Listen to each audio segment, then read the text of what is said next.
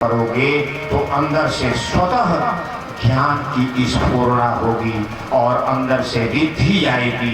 रिद्धि मने ज्ञान का भंडार, सिद्धि मने भौतिक शक्तियों का, भौतिक रचना का भंडार। रिद्धि और सिद्धि, ब्रह्मा जी को रिद्धि पहले मिली और 4 वेद बने, ज्ञान दिया तो, और बाद में सिद्धि मिली, सावित्री शक्ति, और उन्होंने संसार की रचना किया।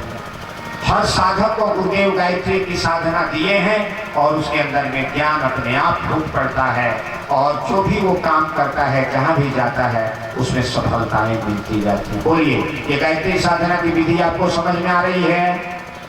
ये विषय यही है, गायत्री की सरल साधना बताई जाए। ये लिख करके हम लोग को चार्ट मिला है, बहुत ऊंचा ऊंचा विज्ञान गायत्री की न बताया जाए। गायत्री की सरल साधना, रिद्धि और सिद्धि। मेरे भाई बंधुओं, एक शर्त है, आप हमेशा झूठ बोलने से परहेज करिए, आप छल कपट मत करिए, अपनी पत्नी से दिल खोल के बात करिए, अपने बच्चों से दिल खोल के बात करिए और सच्चे तरीके से गायत्री का मंत्र जपिए और व्यवहार अपना सुधारिए। आप अपने बुराइयों पर संयम लगाइए, लगाम लगाइए, आप अपने को बदल डालिए। आपने एक ही नारा लगाया है, हम बदलेंगे। गायत्री साधना आप किस लिए कर रहे हैं? अपने को बदलने के लिए।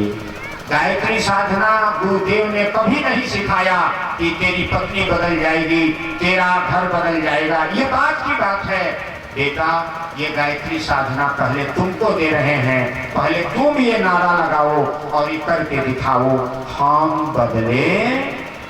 और जब हम बदलेंगे तो हमारा परिवार बदलेगा।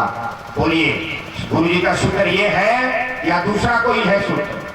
तुम बदलोगे तो तेरे चिंतन, चरित्र, व्यवहार की प्रामाणिकता देख करके तेरे परिवार के लोग बदलते जाएंगे, यानी तेरा बनते जाएंगे, तेरी बात मानते जाएंगे, तेरा सहयोग करके। बोलिए, जिम्मेवारी इस तरह होना है ना? बोलो बहनों, जिम्मेवारी इस तरह होगा या हम नहीं बदलेंगे और सबको बदल देंगे? नहीं मानोगे तो लाठी डंडा से पीट के बदल देंगे।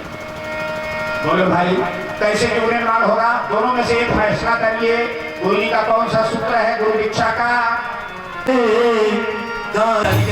मुख से गायत्री मां घर घर यज्ञ रचाए, रचाए घर घर यज्ञ रचाए। संकल्पित भागीरथ गुरुवर, संकल्पित भागीरथ गुरुवर ज्ञान गंग ले आए, घर घर यज्ञ रचाए। वे क्योंकि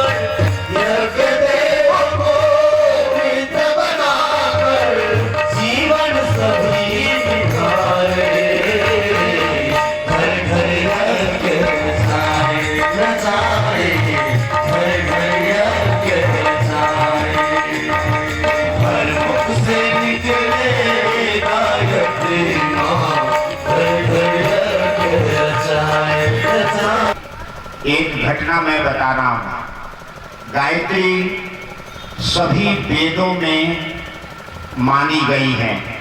देवी भागवत में लिखा हुआ है कि गायत्री आत्मा को प्रकाश देती है।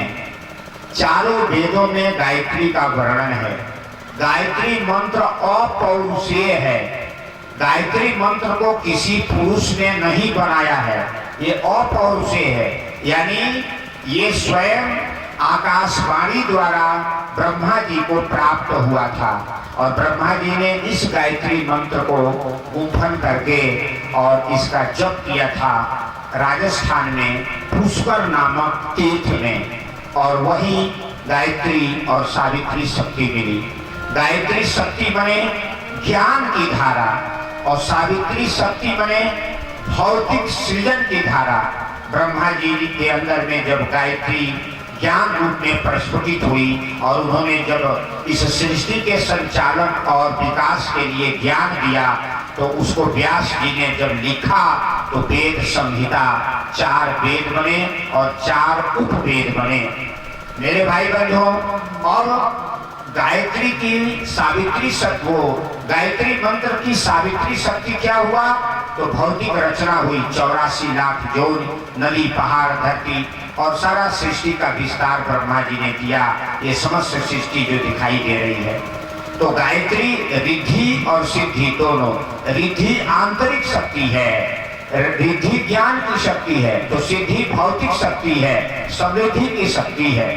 गायत्री के माध्यम से ब्रह्म शक्ति की प्राप्ति होती है और सावित्री के माध्यम से भौतिक समृद्धि, सुख, वैभव की प्राप्ति होती है। गायत्री मंत्र जो है जीवन को प्रकाशित करने वाला दिव्य सूत्र है।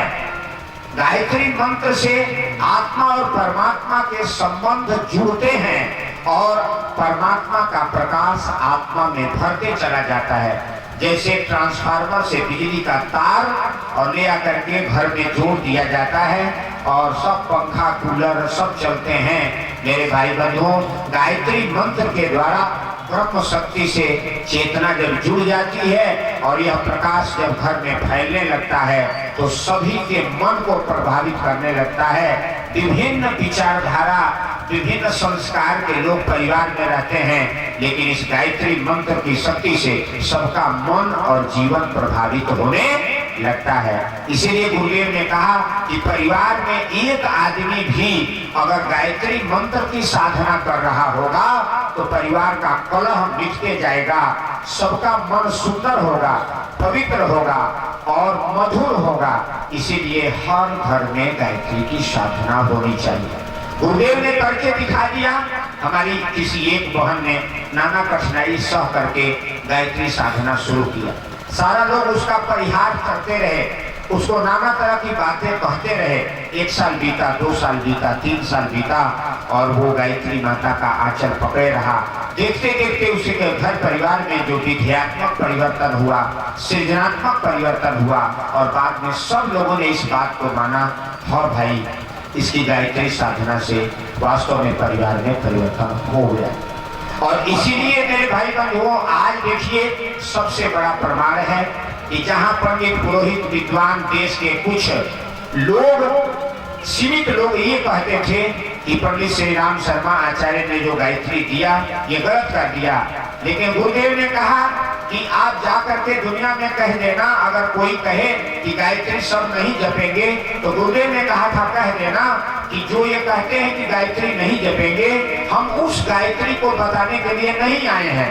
कह देना कि हिमालय में एक पंडित श्री राम शर्मा नाम के ब्राह्मण हैं और उन्होंने गायत्री को नई पैदा किया है, उस नई वाली गायत्री को हम ले आके बता रहे हैं और उस गायत्री की साधना सब लोग करेंगे और उनका जीवन, तन, मन बदलते चला जाएगा। और प्रमाण है पूरे विश्व में अखिल विश्व गायत्री परिवार, हर जाति वर्ग के लोग आकर के जप करके ये देव परिवार खड़ा हो गया। बोलिए प्रमाण है कि नहीं? प्रत्यक्षम किम प्रमाण। इतना बड़ा और क्या प्रमाण में हम आपको वेद शास्त्र से प्रमाण क्या खोजने जाए। मेरे भाई बंधुओं, अमीर, गरीब, हर वर्ग, हर स्तर के लोग, लोभी, लालची, जुआरी इस गुरु के विचार से जुड़े। गायत्री के चिंतन से जुड़े। गायत्री क्या है? एक चिंतन है। गायत्री क्या है? एक श्रेष्ठ विचार है। और गायत्री मंत्र जपने से एक श्रेष्ठ चिंतन, एक श्रेष्ठ विचार का प्रारंभ होता है मस्तिष्क में। हमारा नकारात्मक विचार समाप्त होते हैं, शांत होते हैं और श्रेष्ठ विचार घनीभूत होते हैं और मनुष्य जो सोचना चाहिए उधर मुड़ जाता है और जो नहीं सोचना चाहिए उसको छोड़ने लगता है। उसके जीवन में यही परिवर्तन का कार्य हो जाता है। गायत्री विध्यात्मक शक्ति है। गायत्री आपको सृजन की ओर ले जाती है। गायत्री आपके मन से द्वेष, भाव और छल, छद्म, लोभ, लालच का शमन करती है। उदाहरण के तौर पर आइए मैं आपको एक भागवत से उदाहरण देता हूँ। गायत्री पापों का नाश करने वाली है। पाव मानी द्विजाना। मेरे भाई बंधुओं, भागवत का एक कथा देते हैं और लोग भी, ये अलग कथा है लेकिन दिया जाता है गायत्री का प्रमाण। भागवत में जगह जगह हर अवतार में कथा गायत्री का है लेकिन उसका चर्चा नहीं होता है। आइए उधर हम न जाएं, हम अपने विषय पर हैं कि एक विद्यारण्य नामक व्यक्ति की कथा आती है। बहुत अच्छे साधक थे, गरीब परिवार में पैदा हुए थे, ब्राह्मण परिवार में। उन्होंने सुना कि गायत्री की साधना करने से धन दौलत, रुपया, पैसा सब कुछ हो जाता है। गायत्री पारस है, यानी सब दुख मिट जाते हैं, सारी सुख समृद्धि घर में भर जाती है। वो गायत्री की साधना करने लगे। 24 वर्ष गायत्री की साधना किए। क्या नाम है उनका? विद्यारण्य। विद्यारण्य जो है 24 वर्ष गायत्री की साधना किए, कोई लाभ नहीं मिला, कोई फल नहीं मिला। उनकी गरीबी दूर नहीं हुई, उनका अभाव दूर नहीं हुआ। मन में बड़ी खिन्नता आई और वो संन्यास ले लिए। गरीबी झेलते झेलते घर से बाहर निकल गए। कहा कि चलो ये सब भगवान झूठे हैं, साधना झूठी है। जंगल में निकल गए, संन्यास ले लिए घर परिवार छोड़ करके। और एक दिन बैठे थे और ऐसे ही मन नहीं माना, आदत पड़ी थी तो भगवान का ध्यान कर रहे थे। गायत्री पर उनका विश्वास कम हो गया था। परमात्मा के ध्यान में लगे थे और गायत्री परमात्मा को जोड़ने वाली। पीछे से आवाज आई, विद्यारण्य मैं तेरी साधना से प्रसन्न हूँ, मां क्या वरदान मांगना चाहता है। जंगल में गए, उनको 1 साल बीत गया था, घर द्वार सब भूल गए थे और निरंतर परमात्मा की ब्रह्म के चिंतन में लगे थे। गायत्री माता आकर के सामने खड़ी हो गई। कहा बेटा मैं तुम्हारी साधना से प्रसन्न हूँ, मांगो क्या वरदान मांगना चाहते हो। विद्यारण्य ने कहा हे माता मैं 24 वर्ष तुम्हारा जप करते करते, ध्यान करते करते थक गया और मैं आशा लगाए बैठे रहा कि मेरे घर में धन दौलत आ जाएंगे और मेरा घर परिवार सुखी होगा, मेरा घर बस जाएगा, मेरे परिवार के लोग सुख और शांति से जीवन व्यतीत करेंगे। आपने एक बार भी प्रकट नहीं हुई मुझे कुछ देने के लिए और आज मैं जब सब घर परिवार, दुनिया, संसार भूल करके इस जंगल में आ गया, पता नहीं मेरे घर परिवार का क्या हुआ होगा, वो होंगे कि नहीं होंगे। अब मैं किसके लिए मांगूं, अब क्या मांगूं, अब तो मैं सन्यासी हो गया, मेरे मन में सारी कामनाएं नष्ट हो गई। गायत्री माता ने कहा बेटा पीछे देख। विद्यारण्य जब पीछे मुड़ करके देखे तो 24 पहाड़ जल रहे थे, आग की लपटें निकल रही थी। 24 पहाड़ गिना तो 24 पहाड़ जल रहे हैं, चोटियां जल रही हैं 24 पहाड़। 24 साल उन्होंने तपस्या किया था, 24 पहाड़ जल रहे हैं, धू धू करके लपटें निकल रही हैं। विद्यारण्य देख करके आश्चर्य में पड़ गए। गायत्री माता खड़ी हैं। मैं भागवत में ये बात लिखी है, भागवत जब हम लोग कभी प्रसंग आता है सुनाते हैं तो ये कथा उसमें बड़ी मार्मिक ढंग से विद्वानों ने लिखा है और वो मैं जब पढ़ा तो मेरे दिल के कपाट खुल गए, मेरे भाई बंधुओं, गुरुदेव की बात तो मैंने सुना था, लेकिन मुझे और बल मिला और विद्याधर जी गायत्री माता के चरणों में सिर झुका के कहा, हे माता, ये दृश्य कैसा है? ये पहाड़ चल रहे हैं, पत्थर चल रहे हैं, मेरे समझ में नहीं आ रहा है, माँ मुझे समझाओ। गायत्री माता ने कहा, बेटा, तेरे 24 जन्म के घोर पापों के ये पहाड़ हैं और तुम 24 जन्म में इतना घोर पाप किया था और 24 वर्ष की तेरी गायत्री मंत्र की तपस्या इन पाप के पहाड़ों को जलाने में लग गया। बेटा, अब तू पवित्र हो गया और मैं प्रसन्न हो गई और तू जो भी मांगेगा तेरा बर्तन चमक गया, पाव मानी दूजा। समझ आ रहा है? पाव मानी दूजा नाम गायत्री मंत्र सबसे पहले पाप को जला करके साधक के बर्तन को स्वर्णिम, सुनहरा, पवित्र बनाता है, निर्मल। विद्याधर का दिल खुल गया, दिमाग खुल गया, आंख में अश्रु की धाराएं बहने लगी। माता गायत्री के चरणों में गिर पड़े, हे माता, तू इतनी दयालु है, मेरे 24 जन्मों के पापों को तुमने जला दिया, मेरे को पवित्र बना दिया। और गायत्री माता ने बताया, बेटा, तेरे घर परिवार के सभी लोग सुखी हैं, सब लोग सलामत हैं। तू जो मन में चिंता कर रहा है ना कि मैं जंगल में छोड़ करके आ गया, मेरा परिवार होगा कि नहीं होगा, बेटा, सब तेरी दुनिया सलामत है। अब जो वरदान मांगना है मांग ले, अपने घर में जाके और सुखी पूर्वक जीवन बिता। अब तेरा जीवन सुखमय होगा। वर्तमान युग में आज के ऋषि, आज के प्रज्ञावतार पंडित श्री राम शर्मा आचार्य जी ऐसे परम तपस्वी पैदा हुए और उन्होंने कहा, बेटा, जिस दिन तू गायत्री मंत्र की दीक्षा लेगा उसी दिन मेरे झोली से आशीर्वाद निकल के तेरी झोली में चला जाता है। और कितने लोग कहते हैं कि मैंने दीक्षा लिया और दीक्षा लेते ही मेरे ये काम बन गए। बोलिए भाई साहब, ये बात सही माना जाए या गलत? आज तक कोई कह दे कि मैं गुरु जी से दीक्षा लिया, गायत्री की साधना शुरू किया, लेकिन मैं खाली ही रह गया। कोई हाथ उठा के कह दे कि कुछ भी नहीं मिला गायत्री साधना से। मिला, हाँ, हो सकता है कि आप ऐसी चीज मांग रहे हो जो आपके लिए उपयोगी ना हो और हठ किए हो कि ये मिलेगा तभी मानूंगा कि गायत्री साधना हमारी सफल हुई, तो इसके लिए तो मैं नहीं कह सकता। पता नहीं कि आप जिस माँ बाप से मांग रहे हैं और माँ बाप आपको क्यों नहीं दे रहे हैं। कोई सामान ऐसा भी होता है कि माँ बाप बार बार मांगने के बाद भी नहीं देते। माँ बाप जिसमें आपकी भलाई देखते हैं वही देते हैं। अगर वो चीज देने में आपका कोई अहित हो रहा है तो माँ बाप कभी देते हैं क्या? भगवान भी यही करते हैं। आप कोई ऐसी चीज मांग रहे हैं जिसकी आपकी आवश्यकता नहीं है, और जहाँ आवश्यकता है गायत्री की साधना, ब्रह्म की साधना वहाँ अपना काम करती है। तो मेरे भाई बंधुओं, गायत्री की साधना से जन्म जन्म के पाप जल के खाक हो जाते हैं। भर्गो भर्गो भर्गो भर्ग जला देता है, फूंक देता है। और जब पाप जल जाएंगे, जब पवित्रता आ जाएगी, तो वहां सृजन का काम होगा कि नहीं होगा?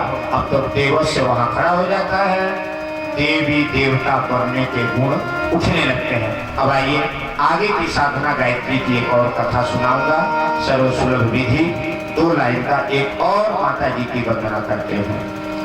गायत्री के महामंत्र से जीवन के संताप भरो, सुंदर सुखी बनेगा जीवन, गायत्री का जाप करो।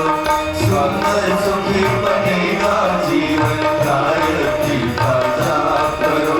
गायत्री के महामंत्र से जीवन के संताप, ये मंत्र है मंगलकारी, सद्बुद्धि बढ़ाने वाला। ये मंत्र है मंगलकारी, सद्बुद्धि बढ़ाने वाला। हर साधक के जीवन में नव ज्योति जगाने वाला। हर साधक के जीवन में नव ज्योति जगाने वाला, सब कष्ट मिटाने वाला।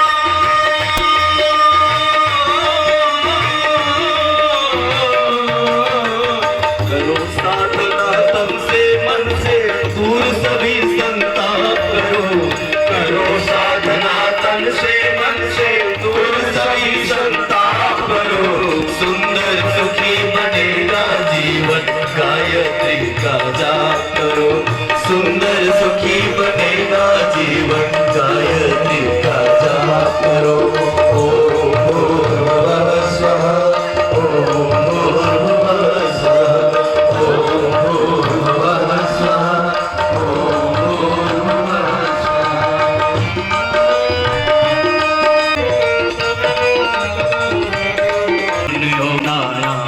वेदों ने इसको गाया, ऋषि मुनियों ने अपना, सारी पुरुषों ने भी श्रद्धा से शीश झुकाया। अपने वांछित में भी इसे सुने कलयुग में अभिशाप करो, कलयुग में भी इसे सुने सब अपने अभिशाप करो। सुंदर सुखी बनेगा जीवन, गायत्री का जाप करो। रोगी मनोकामना, गायत्री का जाप करो। हे भक्तों, पूर्ण होगी मनोकामना, गायत्री का जाप करो। एक लड़की जवान जिसकी शादी हुई अपने ससुराल गई, माता पिता ने विदाई कर दिया। ससुराल में जब पति से मिलन हुआ तो उसके शरीर में ऐसे जगह सफेद दाग था, चरक कोर। पति से जब मिलन हुआ और पति ने उसके देखा गुप्तांग में चरक था, सफेद दाग। अपनी पत्नी से घृणा करके भाग गया, कहा मैं तुम्हें नहीं रखूंगा। अपने माँ बाप को बुलाया और कहा देखो एक कोढ़ी से हमारी शादी कर दिया। माता ने कहा अरे तो बड़ी सुंदर है। तो चूंकि सब शरीर अच्छा दिख रहा था, दाग ऐसे जगह था कि हर आदमी देख नहीं सकता। माता से बेटा ने उलाहना दिया, इसको देखो, बताया। माता ने जब देखा तो बात सही निकला। उसने कहा इसके माँ बाप को बुला के इसको वापस कर दो, ये अपने घर जाएगा, मैं इसे नहीं रखूंगा। मेरे भाई बंधुओं, उसके माँ बाप को खबर दिया गया। लड़की ने कहा नहीं, मेरे माँ बाप को खबर मत दीजिए, मेरे माँ बाप का इसमें दोष क्या है। मेरी माँ ने जन्म दिया, मेरे पिता ने मुझे बड़ा किया और मैं जवान हो गई, उन्होंने समय पर मेरी शादी कर दिया, उन्होंने तो अपना कर्तव्य निभाया, इसमें दोष कहाँ उनका है। इसलिए उनकी चिंता न बढ़ाएं, उनकी समस्या न बढ़ाएं। सास ससुर से हाथ जोड़ के प्रार्थना किया, माता जी आप चिंता न करें, आपकी समस्या स्वतः दूर हो जाएगी। बेटा जिद कर लिया था, माँ बाप ने भी जिद कर लिया कि तब क्या होगा, तुम हमारे घर से जाओ। उसने कहा मैं चली जाऊंगी माता जी, लेकिन मेरे माँ बाप को खबर न पड़े। मना कर दिया। इस मेरे माँ बाप का दोष क्या है? जो भी दोष है मेरे पाप कर्मों का है। मैंने किसी न किसी जन्म में पाप किया है, इसीलिए तो मेरे को ये अभिशाप मिला हुआ है। इसलिए इस पाप का दोषी मैं है और मुझे इसका सजा मिलना चाहिए। हे माता जी, आज भोजन पानी मैं बना रही हूँ, आप सभी ग्रहण करें और आज रात का मुझे समय दे दें। कल मैं स्वतः इसका रास्ता निकाल लूंगी, आपका ये घर खाली हो जाएगा। लड़की दिन भर भोजन बनाई, सास ससुर की सेवा किया, पति की सेवा किया। यद्यपि पति नाराज था, वो उसे दूरी बना चुका था, लेकिन उसने इतनी शालीनता के साथ में अपने पति के साथ भी व्यवहार जाने के वक्त भी किया। पति सेवा करने का प्रयास किया और अंतिम रात में सब लोग जब सो गए, अकेली सोई थी और उसने रात में 12 बजे जगी, परमात्मा का ध्यान किया और कहा हे प्रभु, अपने पाप कर्मों के कारण जो मुझे सजा मिली, अब मैं आज अपना घर छोड़ रही हूँ, अब आप मेरे सहारा हैं, मेरे रक्षक हैं। और वो सवेरे होते होते 4 बजे भोर में जब मुर्गे बोलने लगे तो वह घर से बाहर निकली चुपचाप। घर के सब लोग सोए थे और धीरे धीरे चलते चलते चलते चलते जंगल की ओर बढ़ी और जंगल में घुस गई। सवेरा होते होते कोई देख नहीं पाया, वो लड़की जंगल में चली गई। घर खाली हो गया। सवेरे सास ससुर उठे, पति देखा लड़की घर में नहीं, कहाँ गई? चली जाए, उन लोगों को कोई मतलब तो था नहीं, वो चाहते भी चली गई। चली गई लड़की, उनका भार हल्का हो गया। और लड़की कितनी साहसी, इतनी सूरवीर कि अपने माँ बाप का भी बोझ नहीं बनी, अपने सास ससुर का भी बोझ नहीं बनी। चलते चलते जंगल में बहुत दूर निकल गई। एक जगह जाकर के पेड़ के नीचे बैठी थी, आराम कर रही थी। और वहीं थोड़ा आंख में आंसू भी आया अपने कर्मों पर, अपने जीवन पर। और आंख के आंसू चेहरे पर सूखे होंगे और वहीं नींद आ गई, लड़की सो गई। उसी पास में एक ऋषि की कुटिया थी और ऋषि की कुटिया के बच्चे गुरुकुल के पढ़ने वाले राजा महाराजा के लड़के और जंगल में लकड़ी काटने के लिए, गुरुकुल में खाना बनाने के लिए, लकड़ी काटने के लिए छात्र निकले हुए थे, विद्यार्थी। और लकड़ी काटने वाले घूमते घूमते देखा एक बहुत सुंदर बहन पेड़ के नीचे सोई है। उस जंगल में राक्षस भी रहते होंगे। उन बच्चों ने आकर के शोरगुल किया, आपस में चर्चा करने लगे, शोरगुल किया। आंख उसकी खुली, देखा। उन बच्चों ने कहा, दीदी आप इस जंगल में कहाँ से आ गई? आप चलो गुरुजी के पास में। बच्चों की बात थी। उस लड़के ने कहा, बेटा तुम लोग, भैया तुम लोग कहाँ से आ गए? तुम लोग अपने गुरुजी के पास में जाओ, हमारा कोई गुरु नहीं, हमारा कोई भगवान नहीं, हमारा कोई घर नहीं, हमें। अरे नहीं, इस जंगल में राक्षस घूमते हैं, कहीं कोई बात हो जाएगी, चलो ना गुरुजी के पास में। वो नहीं गई। कहाँ आप लोग जाओ? जाकर के उन लोगों ने ऋषि से बताया, गुरुदेव एक बहुत सुंदर नारी, एक बहुत सुंदर कन्या घूम रही है गुरुदेव। अगर कोई असुर पाले पड़ गया, कोई कुछ बात कर दिया गुरुदेव, उसको बुलाइए ना। बच्चों ने कहा, ऋषि बहुत परेशान हुए और ऋषि जो है कहा जाके बुला के ले आओ। गुरुजी बुला, बच्चे आए, उस कन्या को बुला के ले गए। गई, बेसहारों को भगवान सहारा देते हैं। जिसका इस दुनिया में कोई नहीं होता, परमात्मा होते हैं मेरे भाई बंधुओं। और वो कहाँ से आ जाते हैं और वो खींच के ले जाते हैं। वो बच्ची गुरुकुल में गई और ऋषि बैठे थे, जाके प्रणाम किया। बेटा तेरा नाम क्या है? तेरा घर कहाँ है? उसने कहा, गुरुदेव न मेरा घर है और न मेरा कोई नाम है, बस मैं पैदा हुई, मेरे माँ बाप ने शादी कर दिया, अपने ससुराल गई, लेकिन अपने पाप कर्मों के कारण मेरे शरीर में इस तरह का दाग है, कोड़ है, मेरे ससुराल वालों ने भगा दिया, निकाल दिया। अब मैं जंगल में आ गई, ये जंगल मेरा जीवन है, जब तक मैं रहूंगी, न कोई मेरा घर है, न कोई मेरा और परिचय है।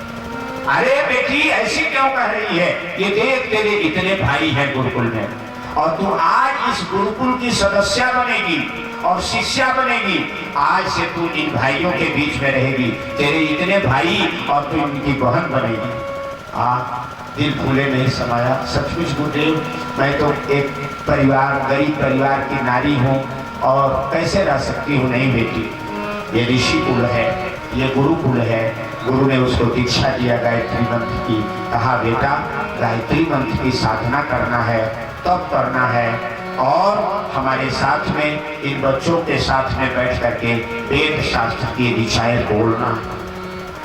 खाना बनाने में, और भैया लोगों को बहन मिल गई और बहन को इतने सारे भैया मिल गए, आनंद ही आनंद। और गुरुकुल में पढ़ने लगी बेटी, वेद की ऋचाएं बोलने लगी, शास्त्र की ऋचाएं बोलने लगी, और गुरुकुल में प्रवचन करने लगी, कथा पुराण करने लगी।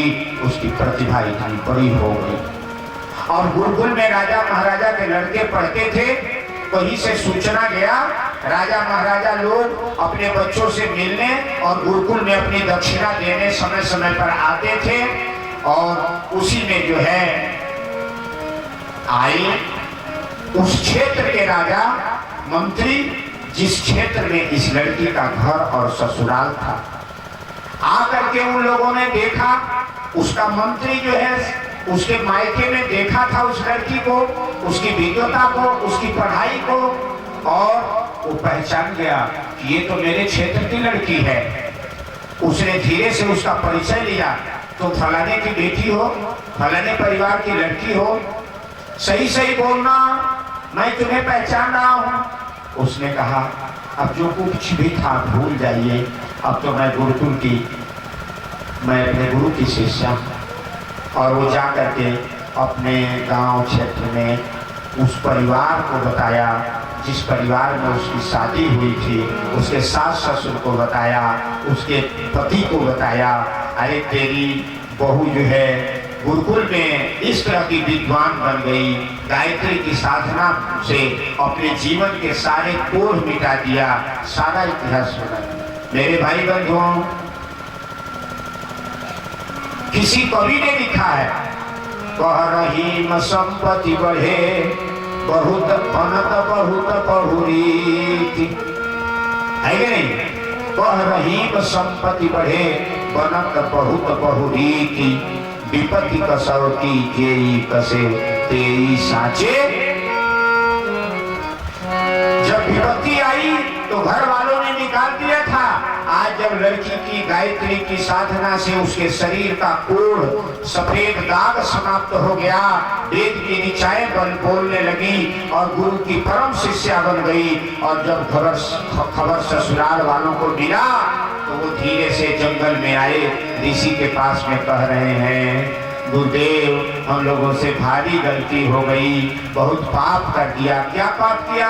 अरे पाप ये किया कि ये जो आपके गुरुकुल में बेटी रहती है ना, ये हमारी बहू है। अब देखो, अब ये बहू याद आ गई, गायत्री की साधना, बहू याद आ गई। और जिस बहू को उन लोगों ने कहा था तू हमारे घर से निकल जा, वो आके कह रहे हैं ऋषि से, गलती को क्षमा कर दीजिए, ये हमारी बहू है और इसको हमको वापस दे दीजिए। ऋषि ने उस बेटी को बुलाया, कहा बेटा इन लोगों को तुम पहचान रही हो? पहचान तो रही थी, लेकिन कहा गुरुदेव मैं पहचान तो रही हूँ, लेकिन अब तो सारा भगवान, सास ससुर, देवी देवता और सब कुछ तो आप बन गए गुरुदेव। तुम ही गुरु हो, तुम ही ब्रह्मा हो, तुम ही विष्णु, तुम ही पति हो, सब कुछ तुम हो प्रभु। ये जीवन आपको समर्पित। अब ये परिचय क्यों करा रहे हो? अब ये क्यों पूछ रहे हो? इनको पहचान रहे हो? कहा बेटा मेरा आशीष है कि तेरे को माया नहीं छुएगी और तुम एक मुझे दक्षिणा दे दो। अगर तू मेरा शिष्य हो और मैंने तुमको ज्ञान दिया है तो मेरा आज दक्षिणा चुका दो। बेटी ने कहा गुरुदेव सारा जीवन तो आपको समर्पित करती हूँ, फिर भी आप दक्षिणा मांग रहे हैं तो मांगिए और जो बन पड़ेगा मैं दूंगी। कहा बेटी इन लोगों को माफ कर दो। क्या कहा गुरुदेव ने? इन लोगों को माफ कर दो और अब तू अपने ससुराल में जा, अब अपने घर बसा, तेरा जीवन, तेरा संसार बनेगा। मेरे भाई बंधुओं, आप सभी जानते हैं जो भी हुआ होगा, मैं नहीं जानता। उस लड़की का नाम अपाला था।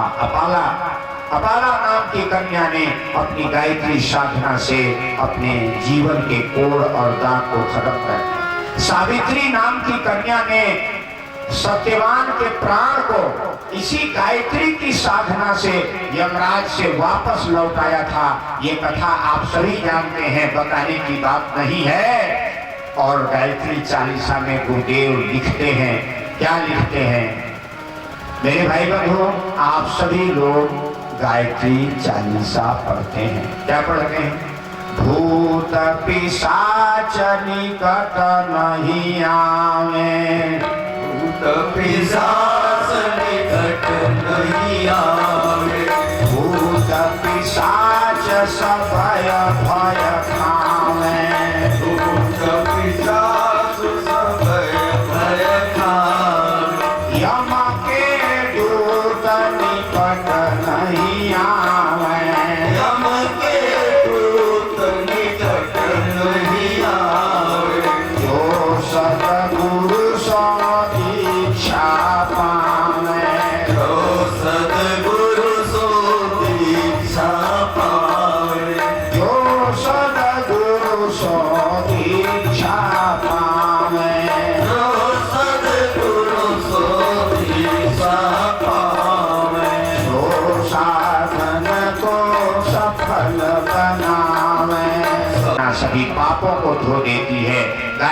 की साधना कलह को मिटा देती है और गायत्री की साधना यमराज से सत्यवान के प्राण को भी वापस लौटा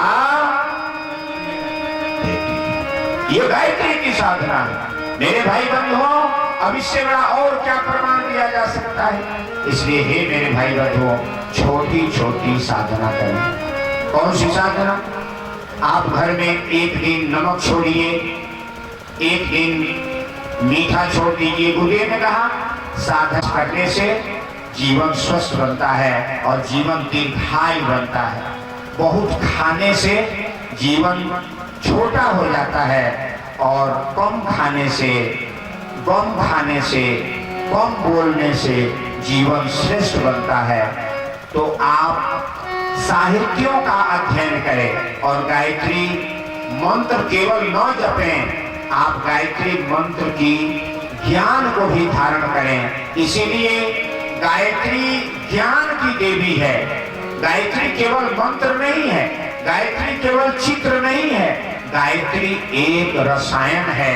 गायत्री को रसायन के रूप में पिए और गायत्री मंत्र की श्रद्धा के साथ, विश्वास के साथ जप करें और गायत्री साधना को रसायन दवा के रूप में पी जाएं। हमारी गायत्री साधना कठिन न हो। गायत्री साधना में आप क्या करिए, आप गरीब आदमी हैं, फलाहार नहीं कर सकते हैं, एक समय फल खाना है, दूध खाना है, 150 रुपया किलो सेव मिल रहा है और 50 रुपया दर्जन केला मिल रहा है, आप गरीब आदमी हैं, तो गायत्री साधना नहीं करेंगे? करिए। कैसे करिए?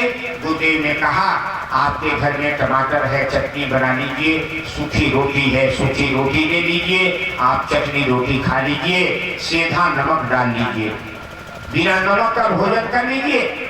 मेरे भाई मेरे घर में है नमक, वही डाल लो। 2 टाइम शुद्ध भोजन करो, रूखा सूखा या जो भी तेरे घर में पवित्र भोजन है करो। हाँ, गुरुदेव ने इसमें गायत्री महाविज्ञान में लिखा है, आप सभी भाई बहन पढ़े होंगे नए लोगों के लिए, कि एक उसमें व्रत अपनाओ कि या तो केवल चावल खाओ तो चावल खाओ, रोटी खाओ तो रोटी खाओ, रोटी के साथ में दाल लो या दूध लो या सब्जी लो, होना चाहिए एक ही आइटम, एक तरल पदार्थ हो, एक ठोस पदार्थ हो, यानी एक सब्जी हो तो एक रोटी हो। ये बात है बाल निर्माण, बच्चे का निर्माण, ये यज्ञ है। संतान पैदा करना देव ऋण और मातृ ऋण, पितृ ऋण से ऋण होना है। अच्छा संस्कारी संतान पैदा करें आप लोग, तो कैसे पैदा करें? जैसे सीता जी ने पैदा किया था। गुरुदेव का गायत्री महाविज्ञान पढ़िए तो 3-4 पृष्ठ जब पलटेंगे ना, मैंने बहुत ज्यादा आप लोगों की इतना पढ़ा नहीं है, आप लोगों से मैं कम जानता हूँ, थोड़ा थोड़ा पढ़ा हूँ, मैं आप लोगों को केवल याद दिला। उसमें गुरुदेव थी, गांधारी का नाम उसमें गुरुदेव ने लिया है, सुलोचना का नाम लिया है उसमें। गुरुदेव ने सती नारियों का तमाम वर्णन किया है। उसमें लिखा है द्रौपदी सती थी और सबको बताया है कि ये सभी सती नारियां गायत्री की साधिका थी। हे मेरे बहनों, ये गायत्री मंत्र, ये देव माता है, ये वेद माता है। तो वेद माता की कथा तो आपसे सुन लिया, अब देव माता की कथा सुनिए। गायत्री देवता पैदा करती है, अब राम को पैदा करना है आपको। अब राम की पूजा तो करनी है, सम्मान तो करना है, लेकिन केवल राम का गुण गाने से अब काम नहीं चलेगा।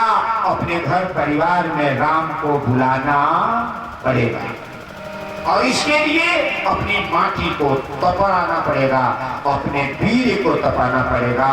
और यही तप तप तप तप संसार ये चलता है तब से। और माता पार्वती को नारद जी जब जाकर के बताते हैं कि तेरा विवाह बड़े सुंदर पुरुष से होगा, बड़ा ही महान पुरुष से होगा, बड़ा विद्वान पुरुष से होगा, लेकिन वो निर्लोभी है, निस्वार्थी है, और उनको पाने के लिए हे पार्वती आपको तप करना पड़ेगा। बल रचाई प्रपंच विधाता, सभी लोग ताली बजाएंगे। तप की महिमा का गान। बल रचाई प्रपंच विधाता, बल विश्व सकल जगत्राता, बल तप बल शंभु करहि संहारा, देश धरहि बंधिधारा,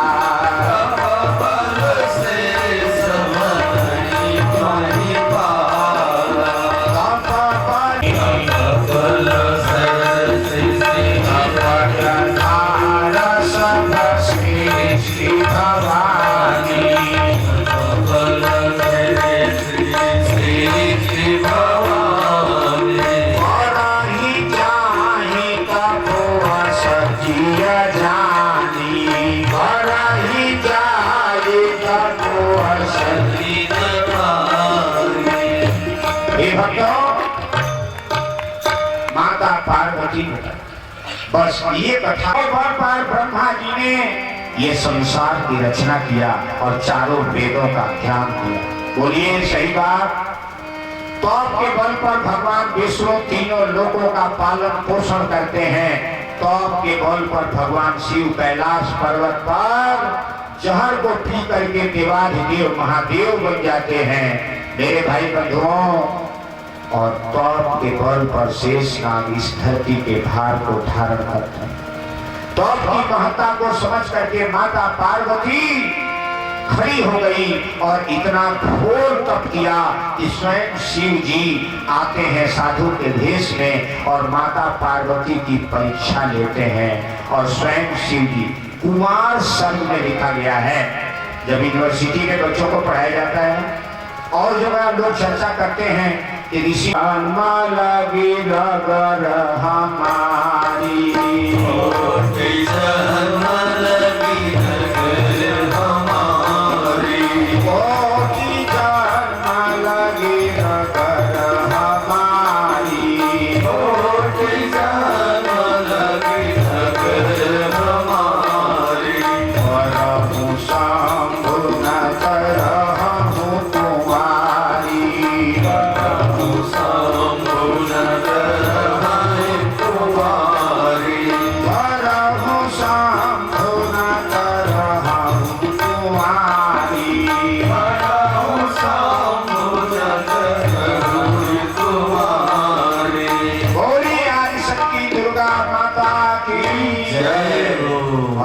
पार्वती अपने तप के बल पर नौ दुर्गा बन गई। प्रथमम शैलपुत्री च, द्वितीयम ब्रह्मचारिणी, तृतीयम चंद्रघंटेति, कुसुमांडेति, चतुर्थम पंचमम स्कंदमातेति, षष्ठम कात्यायनीति च, सप्तमम कालरात्रीति, महागौरीति चाष्टमम, नवमम सिद्धिदात्री च, नौ दुर्गा प्रकृति। ये तप के बल पर वही पार्वती नौ दुर्गा के रूप में पूजी जाती हैं। आज दशमी का दिन, चैत्र नवरात्रि के ये विजय का दिन है मेरे भाई बंधुओं, इसलिए मैं इस कथा को आपके सामने रखा। राम के रामनवमी का दिन है जन्म का, और ये विजयादशमी पार्वती के तप के सफलता का दिन है। और पार्वती ने एक लाइन कह दिया, हे भगवान, चाहे वह पुरुष आप जो कह लीजिए, मैं सो मानने को तैयार हूँ, लेकिन मेरा एक संकल्प है कि बरहु शंभु न रहा हूँ। चाहे करोड़ों जन्म लेकर के तप करना पड़े इस तरह का, तो मैं करोड़ों जन्म लेकर के तप करने को तैयार हूँ। मैं अगर वर्ण करूंगा तो उसी पुरुष को, दूसरे को, इसको करूंगा, वही श्रेष्ठ विचार और श्रेष्ठ ज्ञान पैदा होगा। अब इस विज्ञान को समझिए। पार्वती क्या है? तप की मूर्ति है, तप शक्ति है। शिव क्या है? तप के मूर्ति है। माटी और बीज, नारी और पुरुष का बीज, और माटी तपेगा, माता गर्भ धारण करती है, पुरुष बीज का सहयोग करता है, और दोनों का बीज अगर तपस्वी होगा तप से बना हुआ होगा तो गणेश जैसा संतान, कार्तिकेय जैसा संतान पैदा होगी। अब आप लोगों के सामने एक सवाल ऋषि की तरफ से। मेरे भाई बंधुओं, आज मुर्गे के बीज को जो है उन्नतशील बनाया जा रहा है, मछली के बीज को उन्नतशील बनाया जा रहा है, गेहूं और धान के बीज को उन्नतशील बनाया जा रहा है। सारी दुनिया में आज जो है वो कौन बीज कहा जा रहा है, उसको क्या कहा जाएगा बोलिए? आप लोग क्या बोलते हैं? उन्नतशील बीज मंगाओ। उसको पूछना चाहता हूँ कि देवताओं के हाईब्रिड बनाने के लिए कहाँ कारखाना लगा हुआ है, जिस बीज को बोने से हाईब्रिड के देवी देवता इस दुनिया में पैदा हो जाए? बोलिए।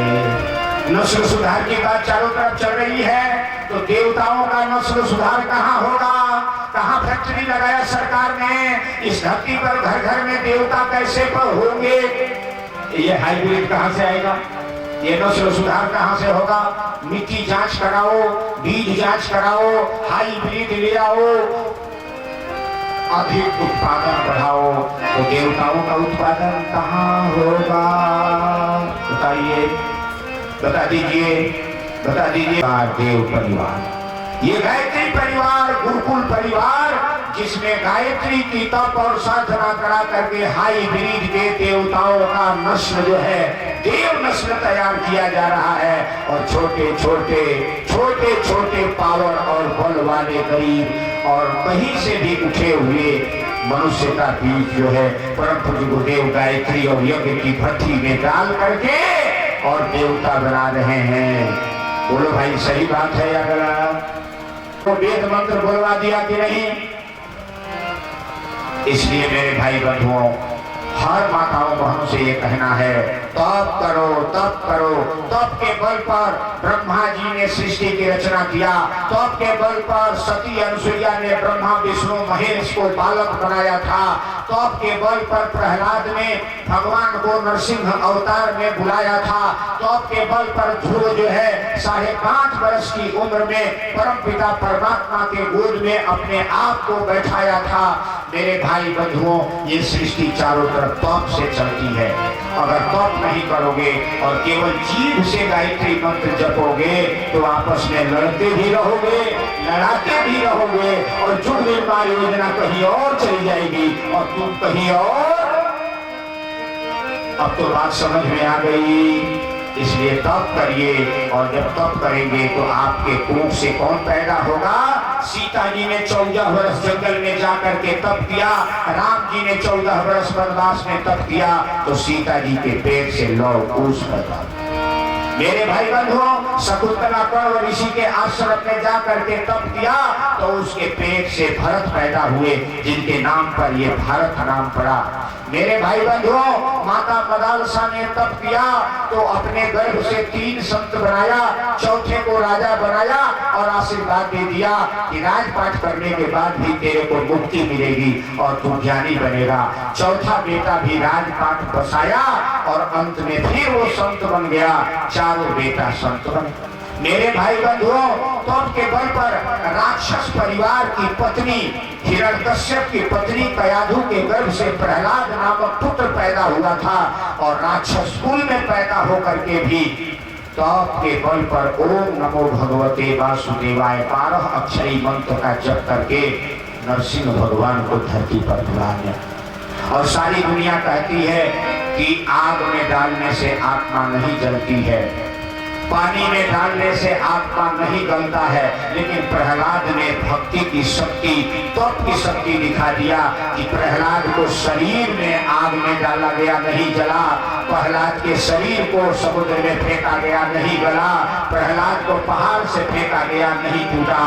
प्रहलाद ऐसा असुर कुल का राक्षस परिवार का बेटा तप की शक्ति को साबित कर दिया। तेरी भक्ति में अगर शक्ति होगा तो इसको कोई आग जला नहीं पाएगा, इसको कोई पानी गला नहीं पाएगा। जब भगवान चाहेगा तभी ये शरीर इस दुनिया से वापस जाएगा। बोलिए भाई, कथा सही या गलत? ये तप की शक्ति है। इसलिए हे मेरे भाई बंधुओं, एक संयम, एक तप के साथ में आप गायत्री साधना करिए। सभी नगर गांव के लोग आए हैं। मैं कहना चाहता हूं, आप साहस करिए और अपने घर में अपने बेटा बेटी को देवता बनाना है तो तप के साथ में आप अपने गर्भ धारण करिए। पुरुष भी गांजा छोड़े, शराब छोड़े, गायत्री परिवार से जुड़े।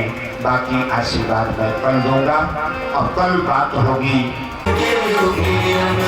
सेवन गाते बिगड़े सारे काम बंदे सपने हरि का सपने हरि का बंदे सपने हरि का। सूरज चांद सितारे सारे उगटे ढलते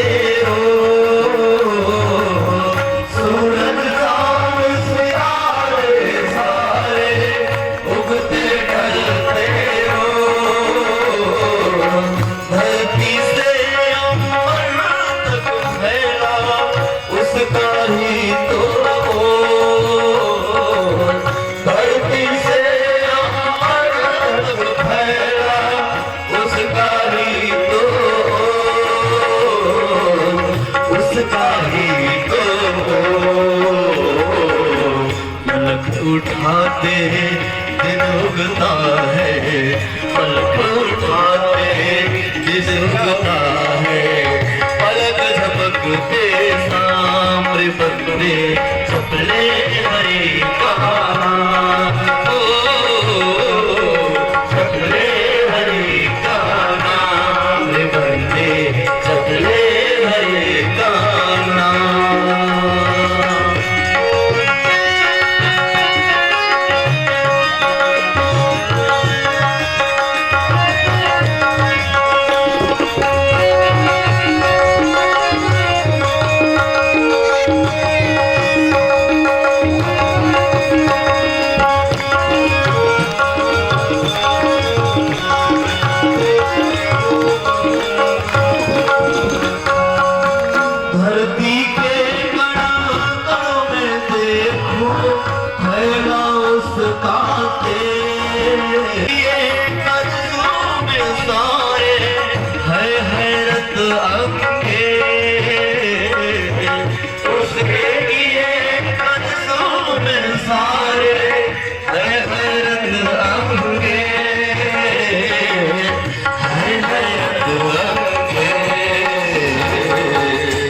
सब में है उसमें सब है, वो सब में है उसमें सब है, फिर भी अलग अनाम बंदे।